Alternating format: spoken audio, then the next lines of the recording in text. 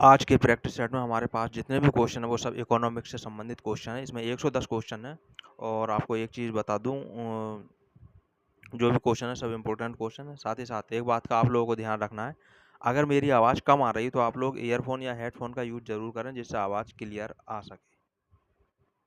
पहला क्वेश्चन जैसा आप यहाँ पर देख रहे हैं कि निम्नलिखित मदों में से कौन सा एक भारत के भुगतान संतुलन के चालू खाते में शामिल नहीं है। अब ऑप्शन यहाँ पर हमारे पास में है अल्पकालिक वाणिज्यिक उधार, गैर मौद्रिक स्वर्ण संचलन, निवेश आय, अंतरण अदायगियाँ, उपर्युक्त सभी। ऑप्शन जैसा कि यहाँ पर आपको दिख रहे हैं 5 ऑप्शन हैं, लेकिन एग्जाम में जो है वो 5 ऑप्शन नहीं आएंगे, वो 4 आएंगे। अगर यहाँ पर 5 ऑप्शन दिए गए हैं तो इससे भी आपको मिल जाएगा कि हाँ ऑप्शन हमारे कोई चेंज हो सकता है, तो इनमें से इस तरह से हो सकता है। तो यहाँ पर जो राइट आंसर हमारे पास होगा वो राइट आंसर होगा ए, अल्पकालिक वाणिज्यिक उधार। इसको भुगतान संतुलन में जो है शामिल नहीं किया जाता। अगला क्वेश्चन हमारे पास में, और अगला क्वेश्चन जो है वो है निम्नलिखित मदों में से कौन सा एक भारत के भुगतान संतुलन के चालू खाते में अदृश्य संपत्तियों में शामिल नहीं है। अदृश्य संपत्तियों की यहाँ पर बात चल रही है, अदृश्य संपत्तियों में शामिल नहीं है। राइट आंसर जो इसका होगा वो है विदेशी बैंक से ऋण। जो विदेशी बैंक से ऋण है वो अदृश्य प्राप्तियों में, अदृश्य संपत्तियाँ नहीं, अब अदृश्य प्राप्तियाँ हैं, इनमें शामिल इसको नहीं किया जाता। अगला क्वेश्चन हमारे पास में, इसमें सूची एक दे रखी है।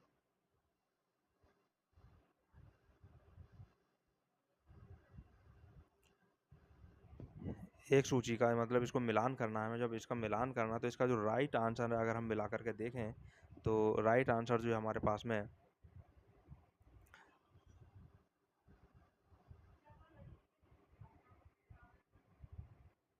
बाल श्रम नहीं, बाल श्रम यूनिसेफ होगा,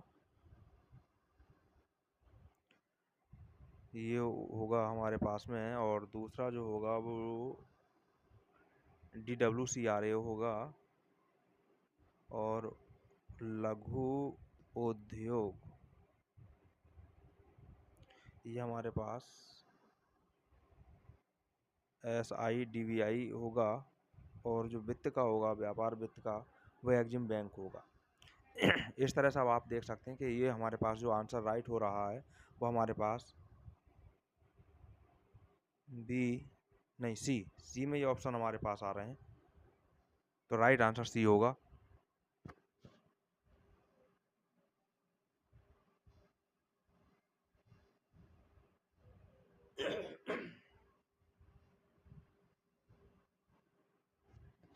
अगला क्वेश्चन है निम्नलिखित राज्यों में से कौन सा एक भारत में अधिकांश कोयला उत्पादन के लिए जाना जाता है। अधिकांश कोयला उत्पादन वो भी भारत में, मध्य प्रदेश, महाराष्ट्र, बिहार, उड़ीसा, या फिर इनमें से कोई भी नहीं। कोयले की यहाँ पर बात चल रही है, राइट आंसर इसका होगा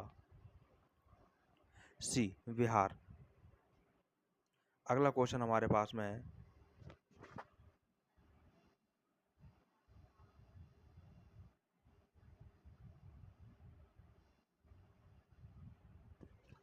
1990 से भारत में पारिवारिक क्षेत्र की बचतें। अब ऑप्शन है हमारे पास निजी निगमित क्षेत्र की बचतों से अधिक परंतु सार्वजनिक क्षेत्र की बचतों से कम रही है। बी है निजी निगमित क्षेत्र की बचतों से कम परंतु सार्वजनिक क्षेत्र की बचतों से अधिक रही है। सी है निजी निगमित क्षेत्र की बचतों और सार्वजनिक क्षेत्र की बचतों से अधिक रही है।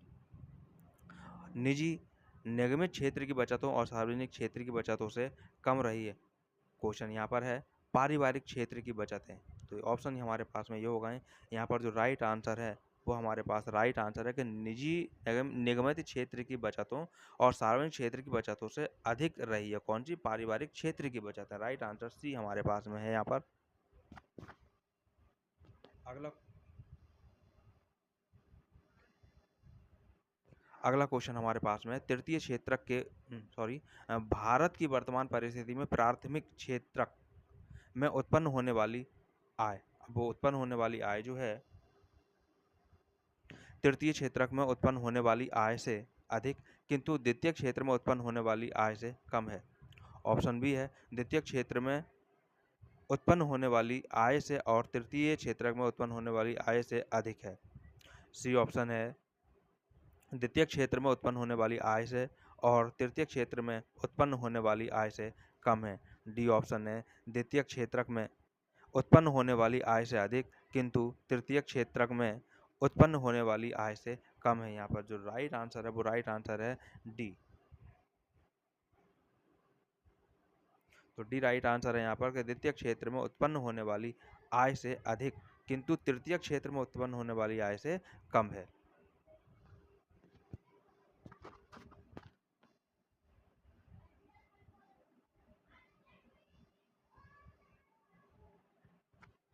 अगला क्वेश्चन हमारे पास में है, निम्नलिखित राज्यों में से किस एक में वर्ष 1995-96 में चालू कीमतों पर न्यूनतम प्रति व्यक्ति आय थी। न्यूनतम प्रति व्यक्ति आय की यहाँ पर बात चल रही है। उत्तर प्रदेश, उड़ीसा, आंध्र प्रदेश या फिर असम। राइट आंसर है उत्तर प्रदेश। क्वेश्चनों को जितना दोहराएंगे उतना आपके लिए ज़्यादा फायदेमंद होगा। तो अगला क्वेश्चन है, समृद्धि की हिंदू दर है। अब वो क्या है? हिंदू जनसंख्या की समृद्धि की दर को निर्दिष्ट करती है।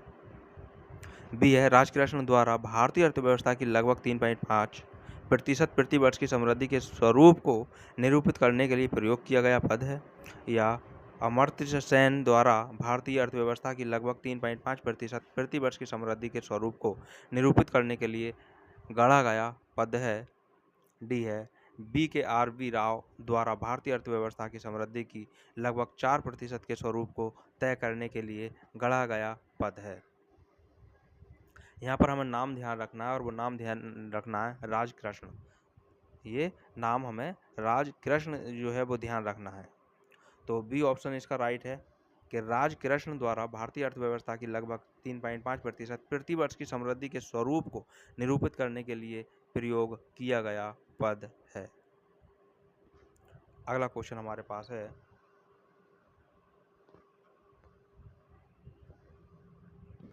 भारत के कृषि क्षेत्र में प्रच्छन्न बेरोजगारी कृषि की मानसून पर निर्भरता के कारण, जमींदारी के उन्मूलन के कारण, भूमि पर जनसंख्या के भारी दबाव के कारण या कृषि क्षेत्र में मजदूर संघों के न होने के कारण। राइट आंसर यहाँ पर है भूमि पर जनसंख्या के भारी दबाव के कारण। सी यहाँ पर राइट आंसर है। अगला क्वेश्चन हमारे पास में है,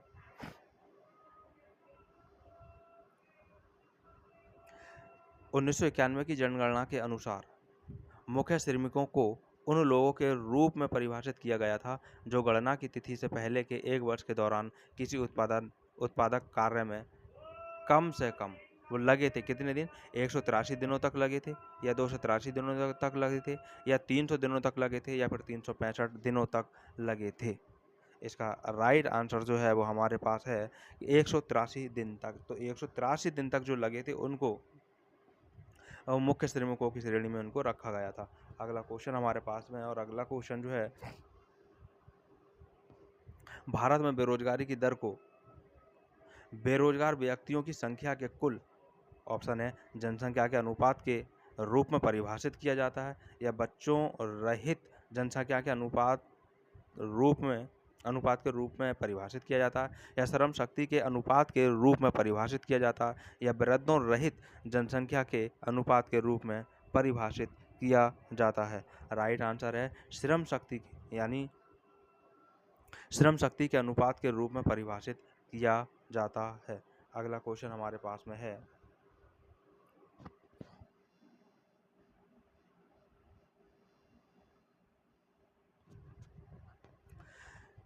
गरीबी रेखा के नीचे रहने वाली भारत की जनसंख्या सापेक्ष और निरपेक्ष रूप में बढ़ जाती है या बढ़ रही है।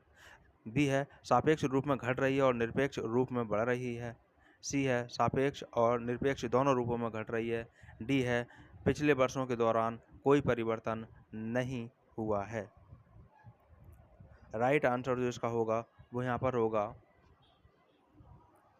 बी, सापेक्ष रूप में घट रही है और निरपेक्ष रूप में बढ़ रही है। अगला क्वेश्चन है, 2011 की जनगणना के अनुसार भारत में स्त्री पुरुष अनुपात स्त्रियों की संख्या प्रति 1000 पुरुष है। अब ऑप्शन है हमारे पास 825, 870, 902 या 943।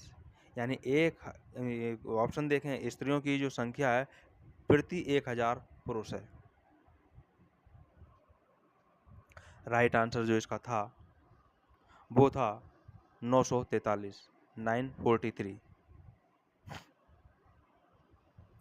अगला क्वेश्चन है, निम्नलिखित राज्यों में से किस एक में 2011 में स्त्री साक्षरता दर भारत में सबसे कम रही है? मध्य प्रदेश, तमिलनाडु, केरल या कर्नाटक? इम्पोर्टेंट क्वेश्चन ये चल रहे हैं। आवाज़ अगर नहीं आ रही है तो ईयरफोन या हेडफोन का यूज ज़रूर करें। तो इसका राइट आंसर हमारे पास था ये मध्य प्रदेश। मध्य प्रदेश में जो है वो साक्षरता दर स्त्रियों की सबसे कम रही थी भारत में। अगला क्वेश्चन हमारे पास में, यदि भारतीय अर्थव्यवस्था राष्ट्रीय आय में 7% वार्षिक समृद्धि दर का लक्ष्य निर्धारित करे और यह मानकर चले कि वर्तमान पूंजी उत्पादन अनुपात 3.5:1 है, तो राष्ट्रीय आय के प्रतिशत के रूप में निवेश की अपेक्षित दर होगी। इसकी जो दर होगी वो दर होगी इसकी 24.5। हालांकि ये सॉल्यूशन इसको करना पड़ता है, सॉल्व करना पड़ता है, तब पड़ेगा तब आएगा, जिसके लिए स्क्रीन मेरे पास छोटी है, मैं पहले ही वीडियो में बता चुका हूँ। अगला क्वेश्चन हमारे पास है, निम्नलिखित में से कौन सा एक भारतीय कृषि में संक्रियात्मक जोत के आकार को इंगित करता है? ऑप्शन है स्वामित्व की भूमि, स्वामित्व की भूमि प्लस पट्टे पर ली गई भूमि, स्वामित्व की भूमि प्लस पट्टे पर ली गई भूमि माइनस पट्टे पर दी गई भूमि। डी है स्वामित्व की भूमि माइनस पट्टे पर दी गई भूमि और इनमें से कोई नहीं। राइट आंसर हमारे पास यहाँ होगा वो होगा सी, स्वामित्व की भूमि प्लस पट्टे पर ली गई भूमि। अब अगर कोई पट्टे पर भूमि दी गई है तो उसको माइनस कर दिया जाएगा, तो पट्टे पर दी गई भूमि। राइट आंसर सी हमारे पास में होगा। अगला क्वेश्चन हमारे पास में है, निम्नलिखित युग्मों में से कौन सा एक सही सुमेलित नहीं है, यानी कि एक इनमें से गलत है। अब वो गलत क्या है? उद्घाटित अधिमान सिद्धांत, और सामने इसके आप देख रहे हैं सूमो, अंधिमान वक्र विश्लेषण माल्थस, गणनावाचक उपयोगिता जॉन रॉबिन्सन, आगत निर्गत विश्लेषण लियोनतीप। अब ये देख दिया है और इसमें से कौन सी बात गलत है वो हमें यहाँ पर देखनी है। तो यहाँ जो गलत है, बाकी तो ये सही है। उद्घाटित अधिमान सिद्धांत ये सूमो के द्वारा दिया गया है, अधिमान वक्र विश्लेषण माल्थस के द्वारा दिया गया है, गणनावाचक उपयोगिता जॉन रॉबिन्सन नहीं, ये गलत है और बाकी सब सही है। तो यहाँ पर हमें जो पूछा है वो नेगेटिव ही पूछा है, नहीं है। तो राइट आंसर जो इस हिसाब से होगा वो हमारे पास होगा सी। अगला क्वेश्चन हमारे पास है, निम्नलिखित कथनों में से कौन सा एक सही नहीं है? यहाँ भी एक कथन गलत है, वो कौन सा है? पहला ऑप्शन हमें देखना है, एक अधिमान वक्र पर भिन्न भिन्न बिंदु दो वस्तुओं के भिन्न भिन्न संयोजनों को प्रदर्शित करते हैं। बी है उपयोग संभाव्यता रेखा पर भिन्न भिन्न बिंदु को वस्तुओं के भिन्न भिन्न संयोजनों को प्रदर्शित करता है। सी है अंधिमान वक्र पर समस्त बिंदु संतोष के समान स्तर को प्रदर्शित करते हैं। ऑप्शन डी है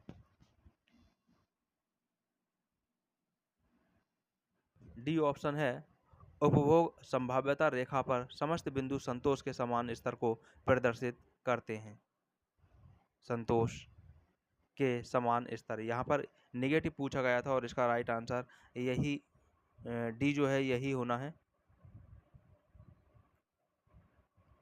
उपभोग संभाव्यता रेखा पर समस्त बिंदु संतोष नहीं, संतोष तो नहीं, यही गलत है, यही राइट आंसर होगा। अगला क्वेश्चन पूछा गया है, यदि उपभोक्ता का उपयोगिता फलन u बराबर x1 x2 है और उसकी आय व्यय बाध्यता जो है वो m बराबर p1 x1 plus p2 x2 है, तो संतुलन x1 के लिए मांग फलन होगा। अब मांग फलन इनमें से क्या होगा वो हमें देखना है। पहले ही नंबर पर शुरू में ही इसका दे रखा है, m प्लस में जो आता है m/2p1 यहाँ पर होता है। राइट आंसर ए होगा हमारा यहाँ पर। अगला क्वेश्चन हमारे पास में, यदि मांग वक्र आयताकार अतिपरलय है, यदि मांग वक्र आयताकार अतिपरवलय है तो मांग की संख्यात्मक लोच होगी। यहाँ पर राइट आंसर जो होगा वो होगा सी 1.00। अगला क्वेश्चन हमारे पास है और वो क्वेश्चन है कि निम्नलिखित आंकड़ों पर विचार कीजिए। अब आंकड़े हैं प्रति किलोग्राम कीमत रुपए, यहाँ पर दो दे रखी है 12 रुपये 10 रुपये, और गेहूं की जो मांग है, इनकी जो मांग है, अगर कीमत और मांग को यहाँ पर देखें, ये यहाँ पर कीमत है और ये यहाँ पर मांग है, इस तरह ये, तो फिर यहाँ पर ये मांग क्या होगी, इसकी बात यहाँ पर चल रही है। जब गेहूं की कीमत 10 रुपये प्रति किलोग्राम है और उसकी मांग की लोच इकाई के बराबर है, तो गेहूं की किलोग्राम में मांग होगी। यहाँ पर क्वेश्चन मार्क आपको दिख ही रहा है। ये क्वेश्चन अगर ये बात ना भी लिखी जाए तो यहाँ पर बात ऊपर लिखी हुई है। तो यहाँ पर जो राइट आंसर हमारे पास होगा वो आएगा हमारा निकल करके 6। अब ये सॉल्यूशन का है, फिलहाल मैंने आंसर बता दिया है, सॉल्यूशन को आप देख सकते हैं। अगला क्वेश्चन हमारे पास में आएगा श्रम के संदर्भ में उत्पादन की लोच इकाई के बराबर होगी जब श्रम का औसत उत्पादन मजदूरी के बराबर हो, या पूंजी के औसत उत्पादन के बराबर हो, या इसके सीमांत उत्पादन के बराबर हो, या इसके सीमांत उत्पादन से अधिक हो। राइट आंसर इसका होगा इसके सीमांत सीमांत से होना चाहिए, सीमांत।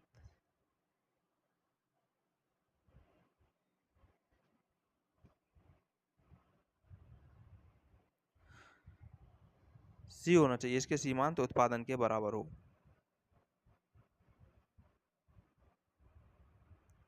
ठीक है, यही राइट होगा। अगला क्वेश्चन की ओर बढ़ रहे हैं और अगला क्वेश्चन हमारे पास है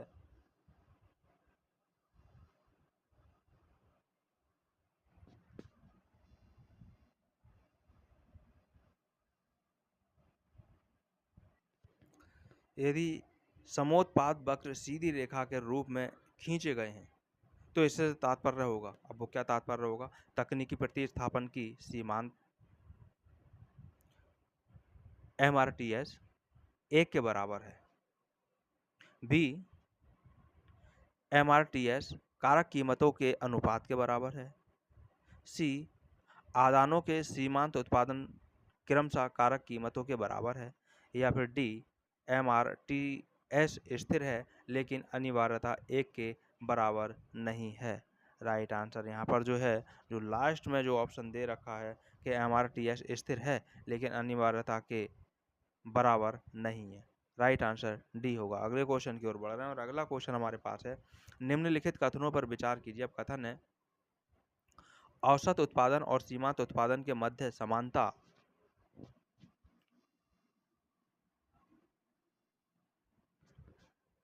समानता के बिंदु पर औसत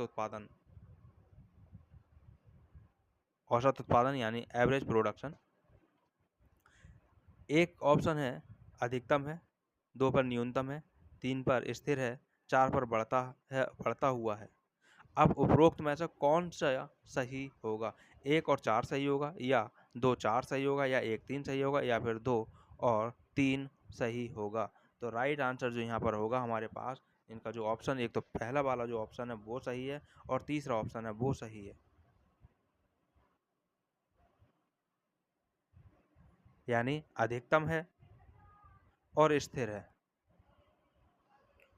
अगला क्वेश्चन हमारे पास में है दो आगतों इनपुट्स और आउटपुट होते हैं। तो यहाँ इनपुट्स की यहाँ पर बात चले, दो आगतों इनपुट्स यानी x1 और x2 के निर्दिष्ट उत्पादन फलन और उनकी कीमतों R1 एवं R2 के साथ आगतों का अनुकूलतम संयोग वह होगा जिसमें, अब ऑप्शन देखें, x1 और x2 के सीमांत उत्पादन बराबर है, या फिर V, MRTS का x1 और x2 ऑब्लिक MRTS का x2 और x1, इसको हम अपॉन बोल सकते हैं, upon is equal to R1 upon R2। C option है MP x1 upon MP x2 is equal to R1 upon R2।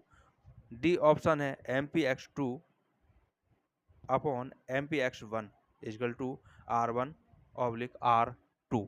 Right answer यहाँ पर हमारे पास में है C, MP x1 upon MP x2 is equal to R1 upon R2, ये right answer इसका। अगला क्वेश्चन हमारे पास है और वो क्वेश्चन है निम्नलिखित मद समूहों पर विचार कीजिए और वो क्या है? कारखाने की इमारतें, संयंत्र और मशीनरी, कच्चे माल का भंडारण, मजदूरी बिल। अब इनमें से कौन सी कार्यशील पूंजी जानी जाती है? इनमें से कौन सी कार्यशील पूंजी जाती है? समूह यहाँ पर दे रखे हैं, तो यहाँ पर राइट आंसर, यहाँ पर टिक भी लगा हुआ आपको यहाँ पर दिखाई दे रहा होगा।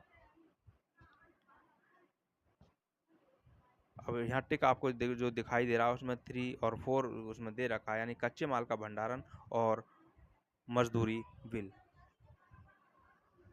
ये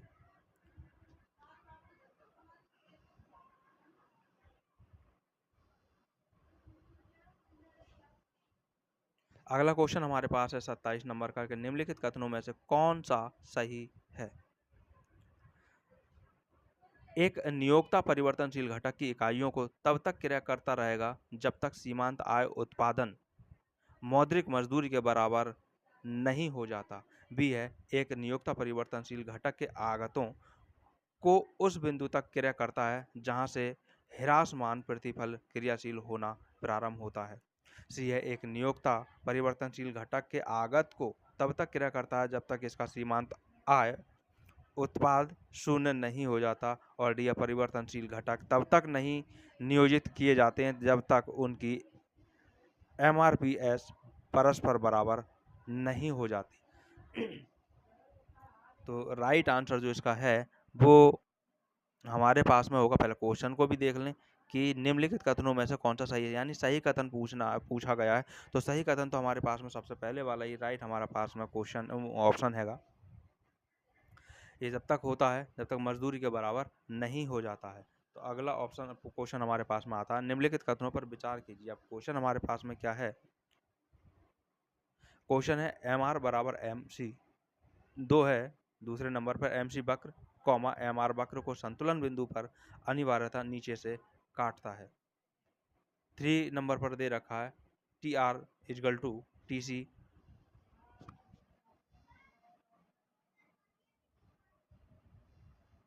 अब आगे ये बात कर रहा है उपरोक्त में से कौन से कथन सही हैं? उपरोक्त में से कौन से कथन जो हैं वो इनमें सही है? तो राइट आंसर जो है इसमें, अब क्योंकि यहाँ पर कथन नहीं है,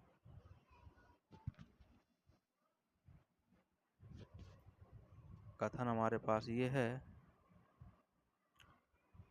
3 कथन है राइट जो है यहाँ पर। तो यहाँ पर जो राइट आंसर है वो पहला और दूसरा राइट है। अब इसके अनुसार हमें देख लेना कि ऑप्शन कौन सा बनता है। 1 और 2 हमारे पास यहाँ पर राइट है,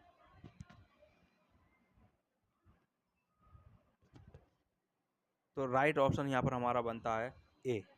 अगला क्वेश्चन हमारे पास में है, पूर्ण प्रतियोगिता में फर्म का अल्पकालीन पूर्ति वक्र वैसा ही है जैसा कि औसत परिवर्तनशील लागत यानी एबीसी वक्र, सीमांत लागत यानी एमसी वक्र,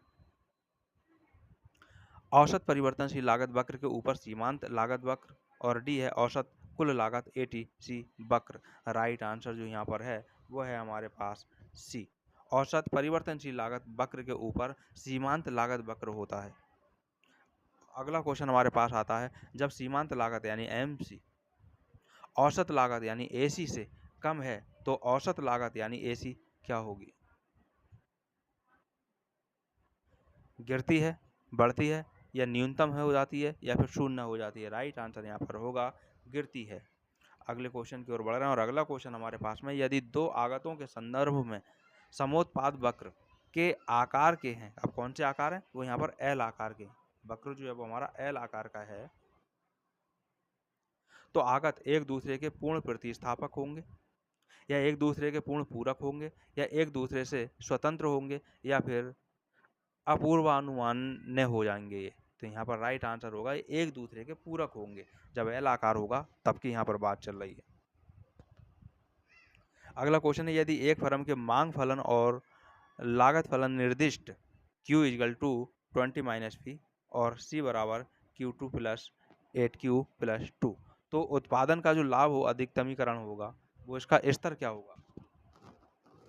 अब स्तर होगा 10 होगा, 8 होगा, 3 होगा या 2 होगा? तो राइट आंसर जो है वो इसका 3 होगा। 3।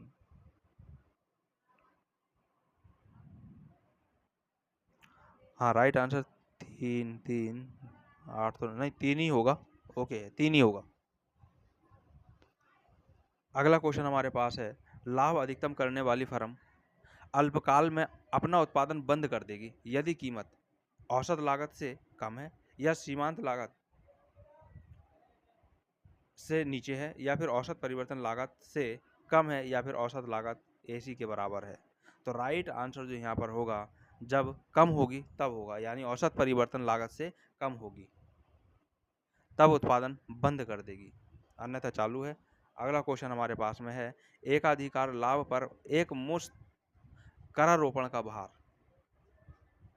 एकाधिकार लाभ पर एक मुश्त यानी टोटल इकट्ठा करारोपण का जो भार है, सारा का सारा उत्पादक पर पड़ेगा या सारा का सारा उपभोक्ता पर पड़ेगा या उत्पादक और उपभोक्ता के मध्य बराबर वितरित होगा या उत्पादक की अपेक्षा उपभोक्ता पर अधिक पड़ेगा। राइट आंसर जो इसका होगा, वो राइट आंसर होगा सारा का सारा, सारे का सारा ये सारा का सारा उत्पादक पर पड़ेगा। राइट।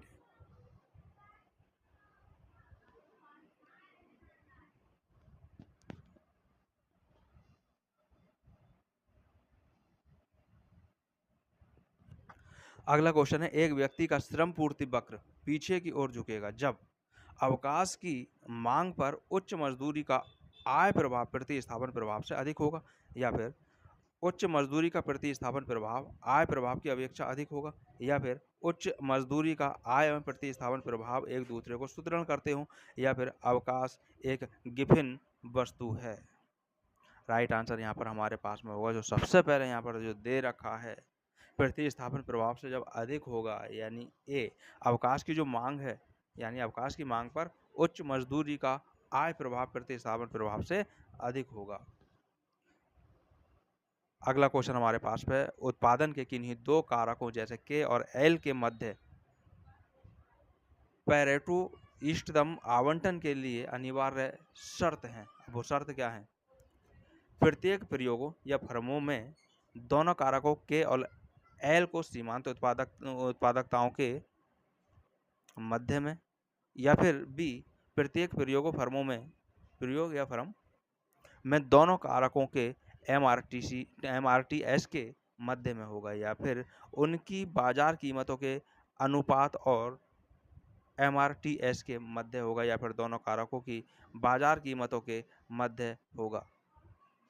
राइट आंसर यहाँ पर होगा हमारे पास में कि उनकी जो बाजार की कीमतें हैं उनके अनुपातों और एमआरटीएस के मध्य होगा इसका। अगला क्वेश्चन हमारे पास है 37, संवर्धित मूल्यों से तात्पर्य उस वस्तु से है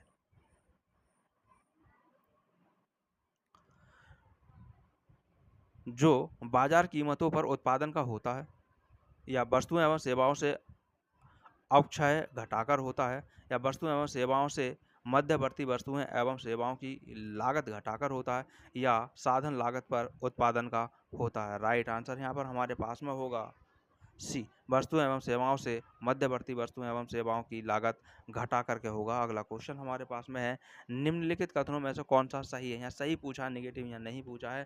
तो सकल राष्ट्रीय उत्पादन में अवक्षय सम्मिलित होता है, सम्मिलित है, हाँ सम्मिलित होता है। तो क्वेश्चन यह तो राइट आंसर ही हो रहा है। संवर्धित मूल्य में हस्तांतरण भुगतान सम्मिलित नहीं, सम्मिलित होता, ये गलत है। व्यक्तिगत आय में अवितरित लाभ सम्मिलित होता है, ये भी सम्मिलित नहीं होता, ये भी गलत है। प्रयोज्य आय में व्यक्तिगत कर सम्मिलित होता है, ये भी नहीं होता, ये भी गलत है। यानी राइट आंसर हमारा पहले ही वाला यहाँ पर मिल चुका है हमें। अगला क्वेश्चन हमारे पास में आता है, क्वेश्चन है 1983-84 में बाजार कीमतों पर जीएनपी 1,92,866 करोड़ रुपए थी और साधन लागत पर जीएनपी जो था वो 1,71,200 करोड़ रुपए थी। वर्ष भर में शासन ने 5,107 करोड़ रुपए उत्पादन के रूप में प्रदान किया। इस वर्ष के लिए करोड़ रुपयों में अप्रत्यक्ष करों की राशि का आकलन होगा। एक न्यूमेरिकल का क्वेश्चन है, फिर भी मैं यहाँ पर आंसर आपको बता देता हूँ। राइट आंसर जो इसका होगा वो होगा हमारे पास में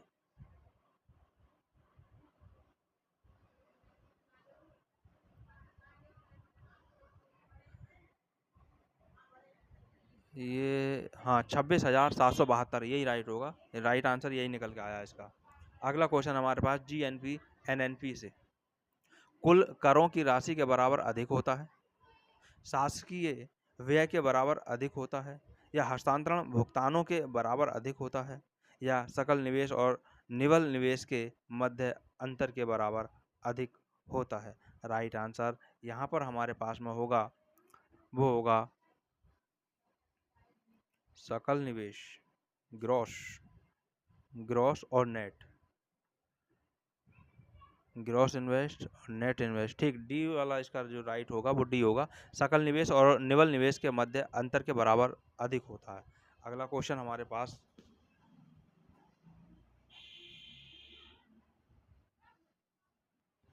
यदि आय वाई के सब स्तरों पर एमपीसी बराबर एपीसी है तो इसके समकक्ष उपभोग फलन होगा। अब वो क्या होगा, सी बराबर ए प्लस बाई, बी बाई होगा, अलग अलग लेटर होते हैं।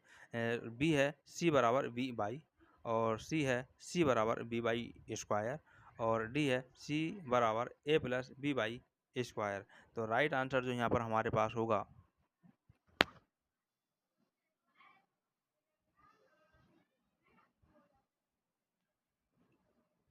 राइट आंसर जो हमारे पास में होगा सी इजगल टू बी बाई। निवेश का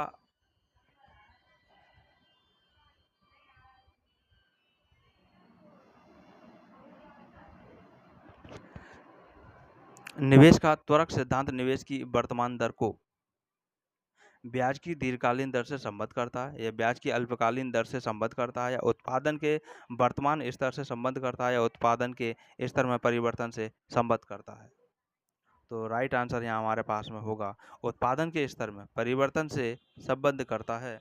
राइट आंसर हमारे पास में होगा वो होगा डी। अगला क्वेश्चन हमारे पास में है, और वो क्वेश्चन है यदि उपभोग फलन ऊपर की ओर समांतर परिवर्तित होता है तो निवेश गुणक बढ़ेगा, घटेगा, घटेगा यानी कम होगा, या फिर स्थिर होगा, या फिर दोगुना हो जाएगा। राइट आंसर यहाँ हमारे पास में होगा ऐसी स्थिति हो, यानी उपभोग फलन ऊपर की ओर समांतर समांतर परिवर्तन तो हो रहा है, लेकिन समांतर परिवर्तन हो रहा है, तो ऐसी स्थिति में जो वो स्थिर रहेगा। सी राइट आंसर होगा। अगला क्वेश्चन हमारे पास में है, और वो है मुद्रा पूर्ति में वृद्धि का परिणाम होता है एल एम वक्र के ढाल में परिवर्तन होता है, या एल एम वक्र का दाहिनी ओर परिवर्तन होता है, या फिर एल एम वक्र में कोई परिवर्तन ही नहीं होता, या फिर एल एम वक्र का बाईं ओर परिवर्तन होता है। राइट आंसर यहाँ हमारे पास में होगा एल एम वक्र जो है वो दाहिनी ओर को परिवर्तित होता है। एल एम वक्र जो है वो दाहिनी ओर को ही परिवर्तित होगा। अगला क्वेश्चन हमारे पास में कीमत प्रभाव का कौन सा अंग है, कीमत प्रभाव का कौन सा अंग है। अब आय प्रभाव, प्रतिस्थापन प्रभाव, उपर्युक्त दोनों, या इनमें से कोई नहीं। तो आय प्रभाव और प्रतिस्थापन प्रभाव दोनों कीमत प्रभाव के ये एक अंग हैं, दोनों भाग इसी के हैं। तो राइट आंसर जो होगा वो उपरोक्त दोनों होगा। और अगला क्वेश्चन हमारे पास में है सामान्यतः मांग की भी आय लोच ऋणात्मक होती है, या धनात्मक होती है, या फिर स्थिर होती है, या फिर शून्य होती है, या फिर अनंत होती है। राइट आंसर हमारा यहाँ पर जो है वो धनात्मक ही होती है, क्योंकि लोच जो है वो धनात्मक ही होती है। अगला क्वेश्चन है कब सामान्यतः मांग की यहाँ पर बात चल रही है।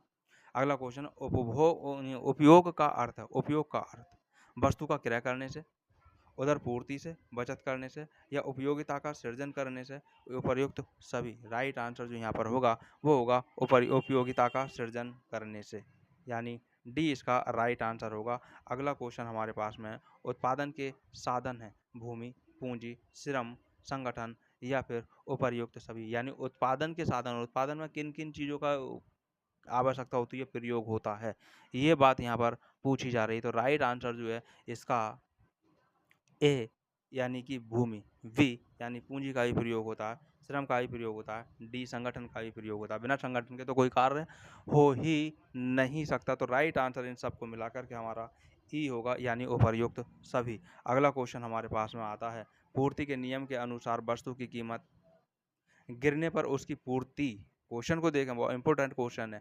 पूर्ति के नियम के अनुसार वस्तु की कीमत गिरने पर वस्तु की कीमत जो है वो गिर गई है, वस्तु की जो वैल्यू या रेट जो है वो गिर गया है, तो उसकी पूर्ति बढ़ जाती है या घट जाती है या पूर्वदत्त बनी रहती है या फिर स्थित रहती है या फिर उपर्युक्त सभी। राइट आंसर यहाँ पर होगा जो वस्तु की कीमत है वो जो पूर्ति है, क्योंकि कीमत तो गिर ही रही है, वस्तु की जब कीमत गिर रही है तो उसकी पूर्ति घट जाती है।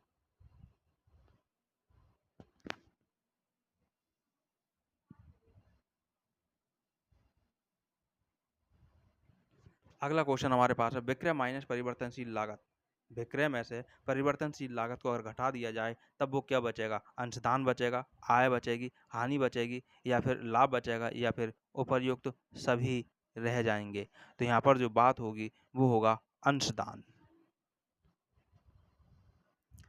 यानी अंशदान यहाँ पर रहेगा। अगला क्वेश्चन हमारे पास है 51, अंशदान माइनस स्थायी लागत, यानी अब अंशदान में से स्थायी लागत को और घटा दिया जाए तब वो क्या बचेगा? लाभ बचेगा, हानि बचेगी या कुल लागत बचेगी, बचत बचेगी या फिर उपर्युक्त सभी बचेगा। तो यहाँ पर जो राइट आंसर होगा वो होगा लाभ। जब अंशदान में से स्थायी लागत को घटा दिया जाएगा तभी हमारे पास लाभ बचेगा। और अगला क्वेश्चन हमारे पास आता है स्थायी लागत माइनस अंशदान। यहाँ क्वेश्चन देखें सभी, स्थायी लागत माइनस अंशदान तो फिर क्या बचेगा? हानि होगी, लाभ होगा, सुरक्षा होगी, लाभ मात्रा अनुपात होगा या फिर उपर्युक्त सभी होगा। तो राइट आंसर यहाँ पर जो होगा, ये स्थिति जो उल्टी पोजीशन हो रही है, नेगेटिव यहाँ पर हो रहा है, यानी यहाँ पर होगा हानि। अगला क्वेश्चन हमारे पास में है तटस्थता वक्र ज्ञात करने की तकनीक है। तटस्थता जो वक्र को हम जो ज्ञात करते हैं उसके लिए कौन से सूत्र का प्रयोग करते हैं? ऑप्शन है ए हमारे पास में आ वस्तु की सीमांत उपयोगिता बटे आ वस्तु की कीमत। दूसरा है ऑप्शन बी वस्तु की सीमांत उपयोगिता बटे आ बा वस्तु की कीमत। तीसरा है सा वस्तु की सीमांत उपयोगिता और सा वस्तु की कीमत। अब उपयुक्त सभी या फिर इनमें से कोई भी नहीं। तो राइट आंसर जो इसका है वस्तु का नाम जो भी वस्तु हो, वस्तु जो भी हो, जैसे यहाँ आ वस्तु है तो आ वस्तु की सीमांत उपयोगिता, तो आ वस्तु की ही कीमत से इसको डिवाइड कर दिया जाता है। वस्तु का नाम अगर यहाँ पर के दे दिया जाए, जैसे यहाँ पर बा है, इस बा की जगह दोनों जगह के कर दिया जाए, के हो सकता है, एल कर दिया जाए, एल हो सकता है, जो भी चीज़ है उसी चीज़ की कीमत से डिवाइड कर दिया जाता है। तो इस तरह से ये तीनों की तीनों ऑप्शन सही हो रहे हैं। जब तीनों ऑप्शन सही हो रहे हैं, ये तीनों ही ऑप्शन राइट हो रहे हैं, तो इसका सही राइट आंसर जो होगा वो होगा डी उपर्युक्त सभी। अगला क्वेश्चन हमारे पास है उत्पादन का अर्थ। अब उत्पादन का अर्थ क्या होता है? किसी पदार्थ का निर्माण करना या बचत करना, त्याग करना या किसी पदार्थ में उपयोगिता का सृजन करना या फिर उपर्युक्त सभी। राइट आंसर यहाँ हमारे पास होगा वो होगा किसी पदार्थ में उपयोगिता का सृजन करना। उपयोगिता किसी भी पदार्थ में जब उपयोगिता का सृजन किया जाता है उसी को उत्पादन कहा जाता है। अगला ऑप्शन हमारे पास में क्वेश्चन हमारे पास में है उत्पत्ति के साधन कितने हैं? उत्पत्ति के साधन जो हैं वो कितने हैं? एक प्रकार के होते हैं, 2 प्रकार के, 3 प्रकार के, 4 प्रकार के या फिर 5 प्रकार के। तो राइट आंसर हमारे पास है 5 प्रकार के होते हैं। अगला क्वेश्चन हमारे पास में है भूमि का जो अभिप्राय है। अब वो भूमि का जो अभिप्राय है वो काय से लगाया जाएगा? भूमि की ऊपरी सतह से है या फिर भूमि के गर्भ में पाए जाने वाले पदार्थों से है या फिर भूमि की सतह के ऊपर पाए जाने वाले प्राकृतिक उपहारों से या फिर उपर्युक्त सभी। तो यहाँ जो बात चल रही है कि भूमि का अभिप्राय, भाई भूमि के अभिप्राय में अर्थ में इसको भी लगाते हैं, इसको भी लगाते हैं, इसे भी लगाते हैं, तो कुल मिलाकर तीनों का जो अर्थ होगा वो हमारा डी राइट ऑप्शन होगा। अगला क्वेश्चन हमारे पास में है भूमि उत्पत्ति का कौन सा साधन है? भूमि उत्पत्ति का कौन सा साधन है? क्षयशील, सक्रिय, सीमित या फिर गतिशील या उपर्युक्त सभी। भूमि उत्पत्ति का कौन सा था? भूमि भूमि उत्पत्ति शब्द नहीं है, भूमि अलग शब्द है और उत्पत्ति अलग शब्द है। भूमि को अलग, इसको अलग अलग कर दें, यानी भूमि उत्पत्ति का कौन सा साधन है? क्वेश्चन ये हमारे पास में है। तो क्वेश्चन को इसका जो राइट ऑप्शन हमारे पास में होगा, जो भूमि उत्पत्ति का कौन सा साधन है, तो ये भूमि जो है वो एक सीमित साधन है। भूमि से हमें जो भी चीज़ प्राप्त हो रही है वो एक सीमित है।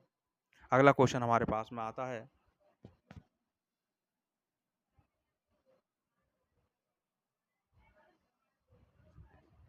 श्रम उत्पत्ति का एक साधन मात्र है, एक साध्य मात्र है। साधन और साध्य दोनों ही है, निष्क्रिय साधन है या उपर्युक्त सभी है। यहाँ श्रम की बात चले, अब श्रम कौन कर सकता है? मानव करता है, मनुष्य करता है। तो ये साधन और साध्य दोनों ही है, यानी राइट आंसर यहाँ पर सी होगा। अगला क्वेश्चन हमारे पास में है, उत्पादन फलन की कीमत कौन सी अवस्था उत्पादन की अनुकूलतम अवस्था होती है? प्रथम अवस्था, द्वितीय अवस्था, तृतीय अवस्था या उपर्युक्त सभी अवस्थाएं या फिर इनमें से कोई भी नहीं। राइट आंसर जो यहाँ पर है ये द्वितीय अवस्था की बात आती है,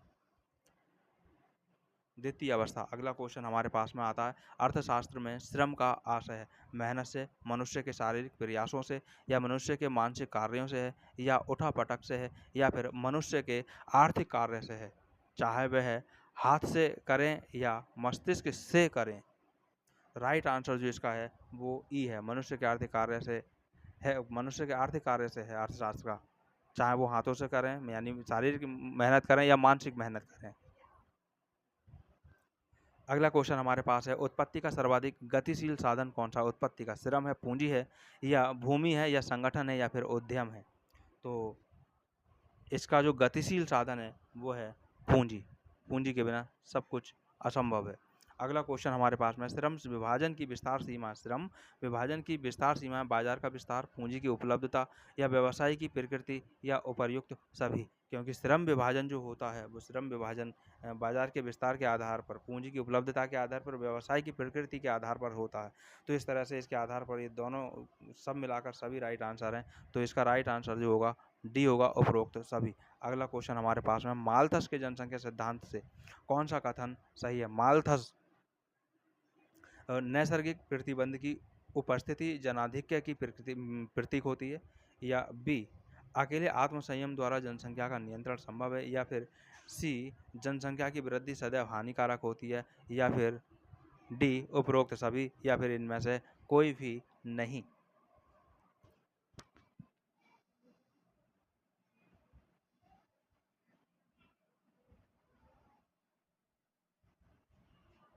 तो इसका जो राइट आंसर है वो सभी है।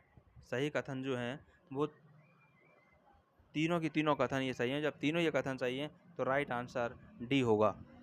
अगला क्वेश्चन हमारे पास में है, नैसर्गिक प्रतिबंध के उदाहरण हैं। बचत है, बाढ़ है, मृत्यु है, त्याग है या फिर ए एवं सी दोनों हैं? ए नहीं नहीं, बी एवं सी, बी सी। नैसर्गिक, नैसर्गिक राइट आंसर बाढ़ होगा, यानी कि ऑप्शन बी बन रहा है।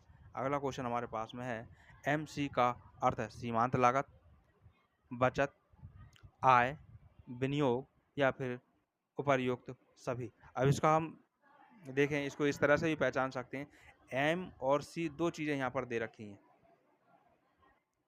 जब दो चीज़ें दे रखी हैं तो दो ही शब्द बनने चाहिए, और दो शब्द हमारे पास आ रहे हैं सीमांत लागत में।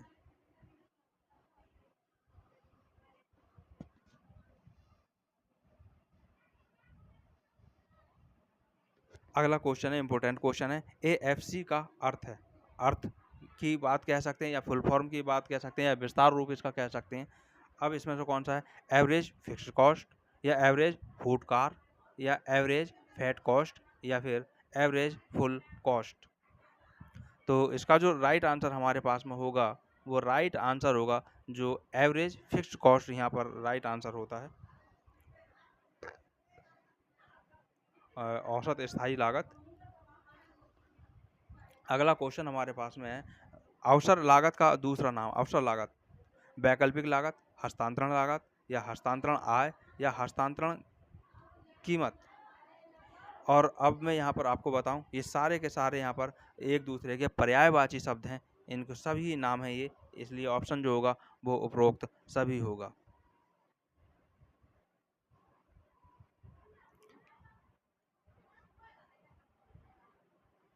ठीक, राइट आंसर यही हो। ठीक है, अगला क्वेश्चन जो हमारे पास में है वो है, मौद्रिक लागतों में क्या सम्मिलित है? मौद्रिक लागतों में स्पष्ट लागतें, अस्पष्ट लागतें, सामान्य लाभ या सामान्य हानि, या फिर ए बी सी। यहाँ पर सामान्य हानि तो नहीं है, ये गलत है।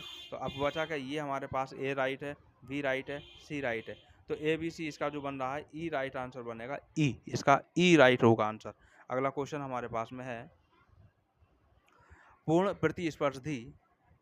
प्रतिस्पर्धी फर्म के दीर्घकालीन संतुलन की शर्त क्या है? कीमत बराबर सीमांत लागत, कीमत बराबर औसत लागत, या कीमत बराबर सीमांत लागत बराबर औसत लागत, या उपर्युक्त सभी। तो राइट आंसर जो है हमारे पास में होगा, क्योंकि ये सब एक दूसरे के बराबर होती हैं। कीमत बराबर सीमांत लागत बराबर औसत लागत। अगला क्वेश्चन हमारे पास में होता है, और वो क्वेश्चन है, निम्नलिखित में से कौन उत्पत्ति का साधन है? कौन उत्पत्ति का साधन है? बचत है, घर है, त्याग है, या मानव है, या उपर्युक्त सभी है। उत्पत्ति का साधन, तो उत्पत्ति का जो साधन है, वो उत्पत्ति का साधन यहाँ पर हमारे पास में होगा बी, यानी घर। निम्नलिखित में से कौन उत्पत्ति का साधन होगा? उत्पत्ति का साधन, भाई इस क्वेश्चन में जो है वो कंफ्यूजन है। इस क्वेश्चन में कंफ्यूजन है। निम्नलिखित में कौन उत्पत्ति का साधन है? अब उत्पत्ति घर से ही बचत होती है, नहीं, ठीक है, राइट आंसर जो होगा वो बी ही होगा, घर है, सही है। अगला क्वेश्चन हमारे पास है, औसत लागत ज्ञात करने के लिए सूत्र का प्रयोग किया जाता है, वो किस सूत्र का प्रयोग किया जाता है? अब यहाँ पर 5 सूत्र हमारे पास हैं। कुल लागत बटे कुल उत्पादन लागत, कुल उत्पादन बटे 100, या कुल उत्पादन बटे कुल लागत, या कुल लागत बटे 100 गुणा इकाई, तो और ई है कुल लागत गुणा कुल उत्पादन बटे 100। राइट आंसर यहाँ पर जो है वो है औसत लागत ज्ञात करने का कुल लागत बटे कुल उत्पादन। अगला क्वेश्चन हमारे पास है, औसत परिवर्तनशील लागत ज्ञात करने का सूत्र। औसत परिवर्तन, अभी क्वेश्चन को देखें, यहाँ पर जो क्या था, औसत लागत ज्ञात करने की बात थी, और यहाँ पर जो है औसत परिवर्तनशील लागत ज्ञात करने की बात है। तो परिवर्तनशील लागत बटे उत्पादन, उत्पादन बटे 100, कुल लागत बटे उत्पादन, या फिर कुल उत्पादन गुणा कुल लागत बटे 100, या फिर उपरोक्त सभी। तो उपरोक्त सभी यहाँ पर नहीं है, राइट आंसर जो है वो यहाँ पर हमारा परिवर्तनशील लागत बटे उत्पादन है। अगला क्वेश्चन हमारे पास है,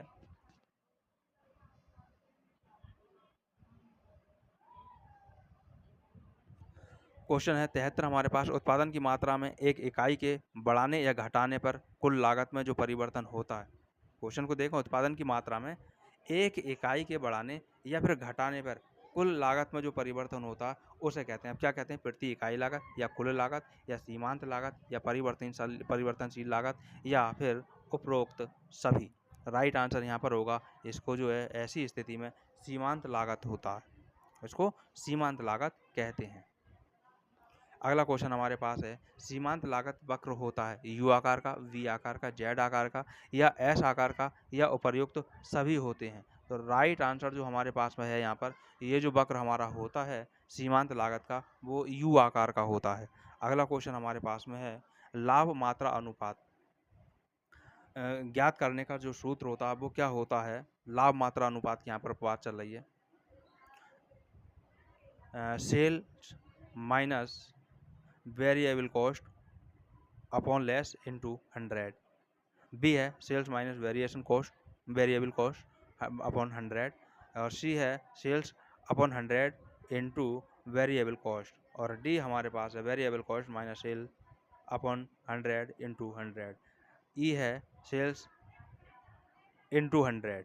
अब इनमें से कौन सा जो सूत्र दिया गया है, जो इनमें से कौन सा सूत्र यहाँ पर सही है? तो यहाँ जो सही राइट आंसर जो है वो है हमारे पास ए, सेल्स माइनस, इसको ज्ञात करने के लिए पीवी रेशियो जो ज्ञात किया जाता है, लाभ मात्रा अनुपात जो ज्ञात किया जाता है, इसी सूत्र से निकाला जाता है, sales minus variable cost upon sale into 100। A इसका राइट आंसर होगा। अगला क्वेश्चन हमारे पास है, जब दो अवधि की बिक्री और लाभ की सूचना उपलब्ध हो, जब दो अवधि की बिक्री और लाभ की सूचना उपलब्ध हो, तब लाभ मात्रा अनुपात की जो गणना की जाती है वो की जाती है change in profit upon change in sales into 100, या फिर change in sales upon change in profit, या फिर चेंज इन कॉस्ट अपॉन 100, या फिर change in profit upon 100 into 100 cost upon sales into 100। तो इसका जो राइट आंसर है वो भी हमारे पास में ए इसका राइट आंसर है, change in profit upon change in sales into 100। अगला क्वेश्चन हमारे पास में है और वो क्वेश्चन है कि दिया गया, अब जो यहाँ पर मानक जो दे दिए गए हैं कि जो विक्रय है वो विक्रय 12,000 है, परिवर्तनशील लागत जो है वो 2,000 रुपये है, तो फिर लाभ अनुपात होगा। अब यहाँ पर सॉल्यूशन का जो क्वेश्चन है, जो लाभ अनुपात होगा वो 83 अनुपात आएगा। बाकी आप इसको कर चुके होंगे, देख लेना इसको करके, क्योंकि मेरे पास स्क्रीन यहाँ पर छोटी है, सूत्र यहाँ लग नहीं पाएगा। अगला क्वेश्चन हमारे पास है सम विच्छेद बिंदु की सीमाएं। सम विच्छेद बिंदु, अब इसकी सीमाएं, तो विक्रय मूल्य में गिरावट या वृद्धि होती है, या फिर स्थायी लागतें हमेशा समान नहीं रहती। सी है सभी लागतों को स्थायी या परिवर्तनशील लागतों में विभाजित करना जो है वो एक कठिन कार्य है। अगला है, ये तो अगर सीमाओं की बात है, सब सीमाएं ही यहाँ पर दिखाई दे रहे हैं। अगले टॉपिक देखते हैं इसके ऑप्शन।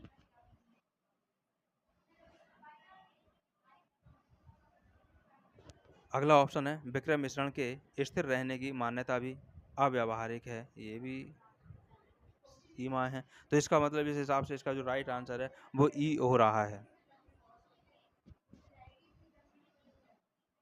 अब अगला क्वेश्चन है सम विच्छेद बिंदु पर बीईपी।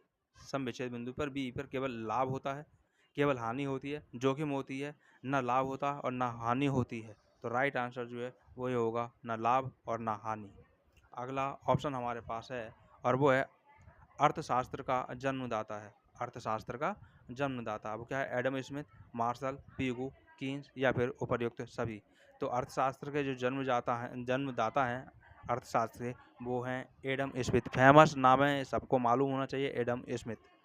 ये क्वेश्चन तो गलत होना ही नहीं चाहिए। अगला क्वेश्चन हमारे पास में है आर्थिक नियम। अब आर्थिक नियम है अनिवार्यता काल्पनिक होते हैं। जो आर्थिक नियम है अनिवार्यता काल्पनिक नियम होते हैं, या एक निश्चित होते हैं, सापेक्षित होते हैं, या फिर उपर्युक्त सभी होते हैं। तो ये जो हमारे पास में आर्थिक जो नियम है वो काल्पनिक भी हो सकते हैं, कम निश्चित भी हो सकते हैं, सापेक्षित भी हो सकते हैं। तो इस हिसाब से ये हमारे पास राइट आंसर डी, उपर्युक्त सभी। अगला क्वेश्चन हमारे पास में अर्थशास्त्र उद्देश्यों के प्रति तटस्थ है, यह कथन है। अब ये कथन किसका है?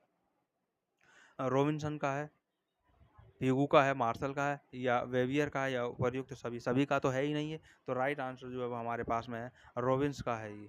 अगला क्वेश्चन हमारे पास है अर्थशास्त्र की विषय सामग्री में सम्मिलित है कीमत सिद्धांत, रोजगार सिद्धांत, आय सिद्धांत, विकास सिद्धांत। सारे को चारों सिद्धांत जो हैं वो अर्थशास्त्र के ही हैं। तो इस हिसाब से राइट आंसर हमारे पास बनता है उपर्युक्त सभी। ऑप्शन में सब सही वाले ही मिल रहे हैं। ऑप्शन में आपको केवल एक सही वाला भी हो सकता है, बाकी गलत वाले भी हो सकते हैं। अगला क्वेश्चन है हमारे पास व्यष्टि अर्थशास्त्र का संबंध होता है व्यक्तिगत इकाइयों से, मात्राओं की समग्रों से, राष्ट्रीय आय से, कीमत से, या उपर्युक्त सभी से। राइट आंसर यहाँ हमारे पास जो होगा वो है व्यक्तिगत इकाइयों से। व्यक्तिगत इकाइयों से ही होगा राइट आंसर। अगला क्वेश्चन हमारे पास है आर्थिक कल्याण सामाजिक कल्याण का वह भाग है। आर्थिक कल्याण सामाजिक कल्याण का वह भाग है जो प्रत्यक्ष रूप से द्रव्य के मापदंड से संबंधित किया जा सकता है। यह कथन जो दिया था, ये कथन पीगू ने दिया था। राइट आंसर इसका पीगू है। ऑप्शन में मार्शल भी है, फिशर भी है, चैपमैन भी है और कीन्स भी है, लेकिन राइट आंसर पीगू का है। अगला क्वेश्चन हमारे पास है स्थैतिक अर्थशास्त्र निश्चित साम्य का अध्ययन, असाम्य का अध्ययन, या फिर समयबद्ध विश्लेषण, या गतिशील साम्य का अध्ययन, या उपर्युक्त सभी।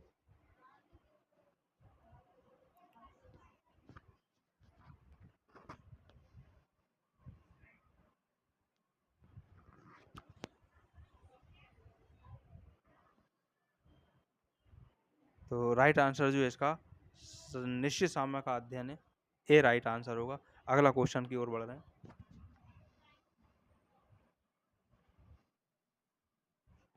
अगला क्वेश्चन है अर्थशास्त्र का जन्म हुआ। अब वो अर्थशास्त्र का जो जन्म हुआ वो 1776 में। अभी पीछे भी एक क्वेश्चन आ गया था एडम स्मिथ का। अगला क्वेश्चन हमारे पास है वेल्थ ऑफ नेशन कीर्ति है पीगो की, एडम स्मिथ की, कीन्स की, मार्शल की, या माल्थस की। तो ये एडम स्मिथ की है। इसी में अर्थशास्त्र के बारे में बहुत सारा कुछ किया गया है। अगला क्वेश्चन हमारे पास में है अर्थशास्त्र में सम्मिलित है। अब अर्थशास्त्र में सम्मिलित क्या? मजदूरी, लाभ, विकास, अंतर्राष्ट्रीय व्यापार या फिर उपर्युक्त सभी। तो मजदूरी में सम्मिलित है, वो अर्थशास्त्र में सम्मिलित है मजदूरी, और लाभ भी, विकास भी और अंतर्राष्ट्रीय व्यापार भी। सब कुछ अर्थशास्त्र के ही हैं। तो सही राइट आंसर जो होगा वो होगा ई, उपर्युक्त सभी। अगला क्वेश्चन हमारे पास है, भौतिक कल्याण का विज्ञान के समर्थक है। भौतिक कल्याण का विज्ञान के समर्थक है। अब भौतिक कल्याण का जो विज्ञान है, अर्थशास्त्र को जो है वो भौतिक कल्याण का विज्ञान कहा गया। अर्थशास्त्र को भौतिक कल्याण का विज्ञान माना है। वो किसने माना है या ये किसके अनुसार है? तो ये है हमारा मार्शल के अनुसार। हालांकि नाम पिगू, रॉबिन्सन, हीड्रे या उपर्युक्त सभी दे रखे हैं, तो रॉबिन्स भी नहीं है, पिगू भी नहीं है, हीड्रे भी नहीं है। राइट आंसर मार्शल है हमारे पास में। अगला क्वेश्चन हमारे पास है, विलासित वस्तुओं की मांग। विलासित वस्तुओं की जो मांग है वो पूर्णतया लोचदार होती है, पूर्णतया बेलोचदार होती है, सापेक्षित रूप से लोचदार होती है या सापेक्षित रूप से बेलोचदार होती है या फिर उपर्युक्त सभी। राइट आंसर यहाँ हमारे पास होगा कि सापेक्षित रूप से जो है ये लोचदार होती है। विलासित वस्तुओं की मांग सापेक्षित रूप से लोचदार ही होती है। अगला क्वेश्चन हमारे पास है, आवश्यकता में कौन सा तत्व सम्मिलित है? आवश्यकता किसी वस्तु की इच्छा, यहाँ आवश्यकता अपने आप हो जाएगी। इच्छा पूर्ति की सामर्थ्य, इच्छा पूर्ति की तत्परता, इस हिसाब से राइट आंसर डी।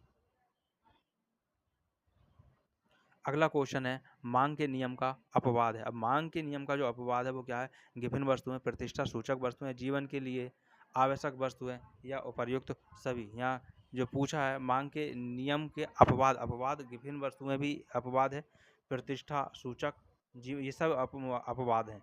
जब अपवाद है तो राइट आंसर इसका जो होगा वो होगा हमारे पास डी, उपर्युक्त सभी।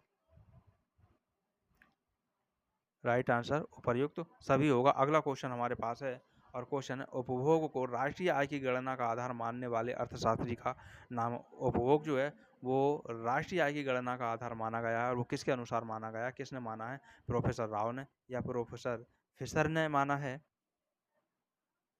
तो प्रोफेसर राव और प्रोफेसर फिशर ने तो इसको नहीं माना है। अगले ऑप्शन पे बढ़ रहे हैं। अगला ऑप्शन है प्रोफेसर पीगू, प्रोफेसर मार्शल या उपर्युक्त सभी। तो इसको जो माना है वो माना था प्रोफेसर पीगू ने। अगला क्वेश्चन हमारे पास में, राष्ट्रीय आय के दृष्टिकोण से एक गृहिणी की सेवाएं निम्नलिखित में से किसका अंग है? राष्ट्रीय आय के दृष्टिकोण से एक गृहिणी की सेवाएं निम्नलिखित में से किसका अंग है? उत्पादन का, आय का, बचत का या उत्पादन का नहीं है या फिर इनमें से कोई भी नहीं है। राइट आंसर यहाँ पर हमारे पास राष्ट्रीय आय के दृष्टिकोण से एक गृहिणी की बात चल रही है, स्त्री की बात नहीं चल रही है, ये महिला की बात नहीं चल रही है। या महिला की अगर बात चल रही है तो वो चल रही है गृहिणी की। तो ये उत्पादन का अंग नहीं है। उत्पादन का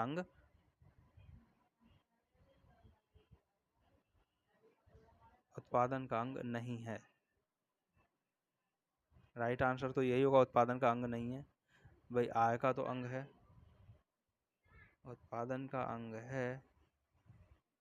इनमें से भाई यहाँ ऑप्शन ही गलत दिखाई दे रहे हैं। ए पर जो दे रहा है उत्पादन का अंग है,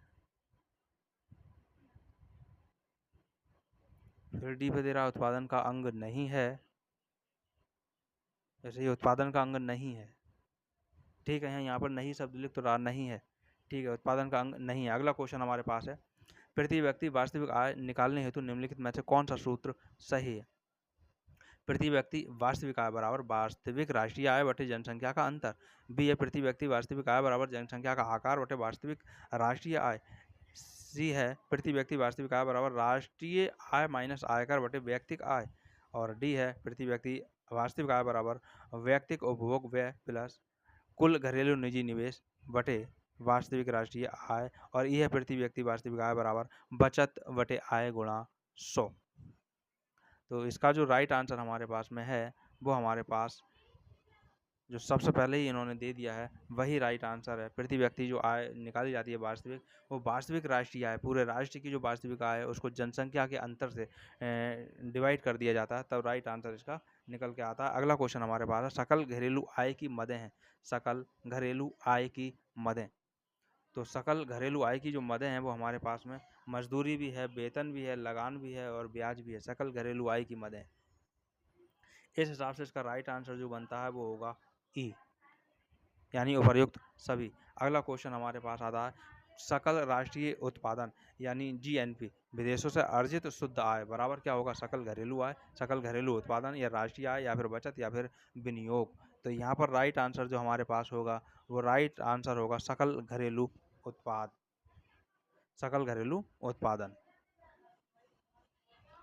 अगला क्वेश्चन हमारे पास है, सकल घरेलू उत्पादन माइनस मूल्य ह्रास बराबर क्या होगा? अब ये होगा शुद्ध घरेलू उत्पादन या बचत, राष्ट्रीय आय या विनियोग या फिर ऋण। सकल घरेलू की यहाँ पर बात चल रही है, जब सकल घरेलू की यहाँ पर बात चले तो घर की ही बात को यहाँ पर ले लिया जाएगा, यानी शुद्ध घरेलू उत्पादन इसका राइट आंसर बनेगा। अगला क्वेश्चन है हमारे पास, कुल राष्ट्रीय उत्पाद बराबर कुल घरेलू उत्पाद प्लस क्या होगा? यानी क्या चीज़ इसमें जोड़ी जाए जो इसका सही हो जाएगा? तो राइट ऑप्शन को पहले देखें, निर्यात माइनस आयात या बचत माइनस आय या क्रय माइनस विक्रय या विनियोग माइनस ब्याज या फिर उपर्युक्त सभी। राइट आंसर यहाँ पर होगा कि ये जो सूत्र को अगर हम पूरा करें तो होगा कुल राष्ट्रीय उत्पाद बराबर कुल घरेलू उत्पाद प्लस निर्यात माइनस आयात, यानी कि राइट आंसर हमारा ए होगा। अगले क्वेश्चन की ओर बढ़ रहे हैं।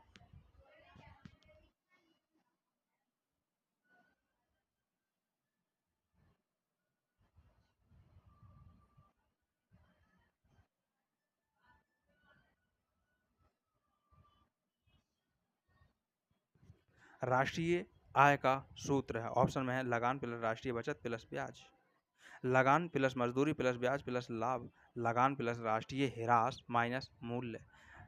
डी है मूल्य ह्रास प्लस अप्रत्यक्ष कर प्लस उत्पाद उपदान।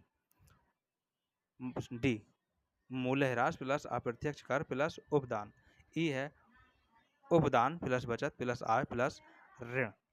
राइट आंसर यहाँ पर हमारे पास होगा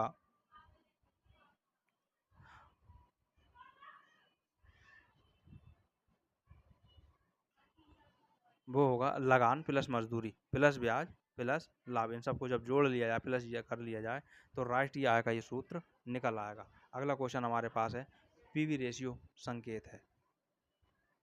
अब ये संकेत है वो काय का है? लाभ मात्रा अनुपात का, लाभ का या बचत का या लागत का या फिर हानि का।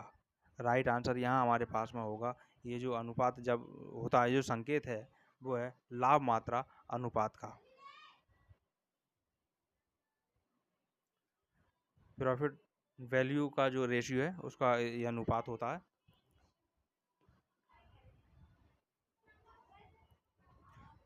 अगला क्वेश्चन हमारे पास में है, अर्थशास्त्र है। अब वो अर्थशास्त्र क्या है? केवल कला, केवल विज्ञान, केवल वास्तविक विज्ञान, केवल आदर्शात्मक विज्ञान या कला और विज्ञान जिसमें वास्तविक एवं आदर्शात्मक दोनों को ही सम्मिलित किया गया है। तो राइट आंसर हमारे पास जो यहाँ होगा वो राइट आंसर हमारे पास ई होगा। इसमें कला और विज्ञान को सम्मिलित करते हुए और इसमें वास्तविक एवं आदर्शात्मक दोनों को ही सम्मिलित किया जाता है। अगला क्वेश्चन हमारे पास है कि निम्नलिखित को सुमेलित कीजिए। अब निम्नलिखित को सुमेलित हमें करना है।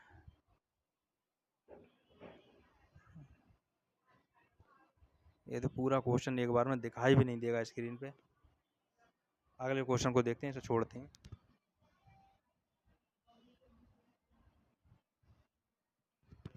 क्वेश्चन है, उत्पादन फलन की सीमाएं, उत्पादन फलन की जो मान्यताएं हैं वो मान्यताएं क्या है कि इसका संबंध एक निश्चित समय अवधि से होता है। बी है अल्पकाल में उत्पादन के कुछ साधन स्थिर तथा अन्य साधन परिवर्तनशील होते हैं। सी है दीर्घ काल में उत्पादन के सभी साधनों में परिवर्तन संभव है। डी है उत्पादन के साधन को छोटी छोटी इकाइयों में विभाजित किया जा सकता है। और ई है उपर्युक्त सभी। राइट आंसर, उत्पादन फलन की सीमाओं की बात चल रही थी, यहाँ पे मान्यताओं की बात चल रही है। उत्पादन फलन की मान्यता, सॉरी सीमाएं अगर होती तो ये सब गलत हो जाते। सीमाएं तो सब गलत हो जाते हैं, लेकिन यह पूछा है उत्पादन फलन की मान्यता। मान्यता तो यहाँ पर ये सभी हैं, राइट हैं, सबके सभी है। और जब सब सही है तो राइट आंसर जो इसका होगा वो होगा ई, उपर्युक्त सभी। अगला क्वेश्चन हमारे पास है, उत्पादन फलन के सांख्यिकीय रूप हैं। यहाँ सांख्यिकीय रूप है वो क्या? कॉप डगलस उत्पादन फलन, स्पिलमैन उत्पादन फलन, रेखीय गुणक उत्पादन फलन, या स्थिर प्रतिस्थापन लोच उत्पादन फलन, या फिर उपर्युक्त सभी। अब जितने भी यहाँ पे सांख्यिकीय रूप हैं सब सांख्यिकीय ही रूप है यहाँ पर ही है। जब सांख्यिकीय रूप है तो राइट आंसर ई होगा। अगला क्वेश्चन है, उत्पादन फलन की कौन सी सांख्यिकी तकनीक का प्रयोग अमेरिका में मुख्यतः होता है? अमेरिका में किसका होता होगा? तो अमेरिका से संबंधित जो है वो हमारे पास में नाम है यहाँ पर कॉप डगलस। ये कि कॉप डगलस जो है अमेरिकी अर्थशास्त्री थे। इन्होंने इसका पूरा विस्तार किया था, इसका पूरा प्रतिपादन किया था, इसको परिभाषित किया था, इसलिए इसका नाम भी कॉप डगलस पड़ा था। तो इसी का प्रयोग वहाँ पर होता है। बाकी को आप देख सकते हैं जो यहाँ दे सकते हैं वो अमेरिका में मुख्यतः इसका प्रयोग नहीं होता है। होता है लेकिन सबसे पहले जो इसका इसी का कॉप डगलस उत्पादन फलन का ही होता है। अगला क्वेश्चन हमारे पास में है, कॉप डगलस उत्पादन फलन का सूत्र है। तो ऑप्शन में हमारे पास में दे रखा है Q बराबर KL/A यही राइट आंसर इसका है। बाकी सब इसके कॉप डगलस के उत्पादन फलन का सूत्र इनमें से नहीं है। अगला क्वेश्चन हमारे पास में है, समोत्पत्ति वक्र की विशेषताएं निम्नलिखित में से कौन कौन सी हैं? समोत्पत्ति वक्र की, समोत्पत्ति वक्र ऊपर से नीचे दाहिनी ओर को झुकता है। तो समोत्पत्ति वक्र जो है एक दूसरे को नहीं काटते। समोत्पत्ति वक्र मूल बिंदु पर उन्नतोदर होता है, या फिर उपर्युक्त सभी 100।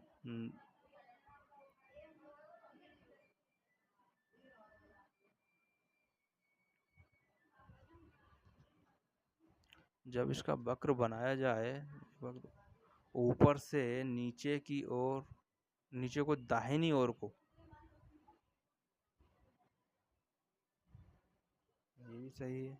समोत्पत्ति वक्र एक दूसरे को नहीं ये काटेंगे भी नहीं, ये भी राइट है। समोत्पत्ति वक्र मूल बिंदु होता है, मूल बिंदु से उन्नतोदर होता है, ये भी राइट है। इसका राइट आंसर भी डी होगा। अगला क्वेश्चन हमारे पास में है, स्थानीयकरण का सिद्धांत किसने प्रतिपादित किया है? स्थानीयकरण वेबर ने किया है, या सार्जेंट ने किया है, माल्थस ने किया है, या प्यूगो ने किया है? तो राइट आंसर जो है वो है वेबर। वेबर ने स्थायीकरण का सिद्धांत को प्रतिपादित किया था। ये हमारे पास 110 क्वेश्चन थे, इसको आप देख सकते हैं, बार बार देख सकते हैं।